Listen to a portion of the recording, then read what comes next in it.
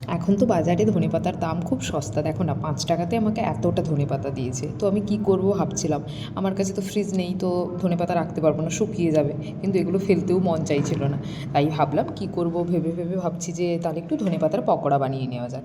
ধনেপাতাগুলো ধুয়ে ভালো করে কেটে নিয়েছি ছোটো ছোটো করে, তার সাথে কিছুটা পেঁয়াজ, কিছুটা কাঁচা লঙ্কা। কাঁচা লঙ্কাগুলো অ্যাকচুয়ালি লাল লাল দেখেই আমি নিয়েছি, একটু যেগুলো পেকে গেছে, যাতে মুখে পড়লে বুঝতে পারি কোনটা ধনেপাতা আর কোনটা কাঁচা লঙ্কা। তার সাথে বেসন, আতপ চালের গুঁড়ি, লবণ, কালো জিরা, হলুদ সমস্ত কিছু দিয়ে ভালো করে ব্যাটারটা মেখে নিয়েছি।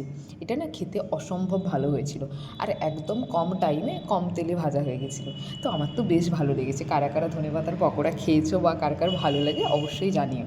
আর যারা এখনও বানিয়ে খাওনি, শীতের শেষ মরশুমে তোমরা কিন্তু একবার বাজার থেকে ধনেপাতা এনে এটা বানিয়ে খেতে পারো। ধনেপাতা চাটনি তো আমরা সবাই খেয়ে থাকি, এরকম নতুন কিছু একবার ট্রাই করে দেখো, আশা করছি তোমাদেরও কিন্তু খুব ভালো লাগবে।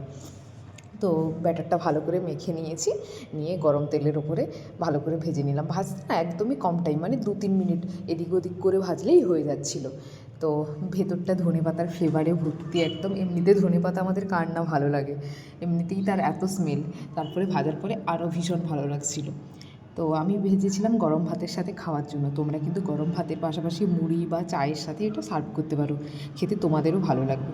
তো আস্তে আস্তে এভাবে সবগুলোই ভেজে নিয়েছিলাম।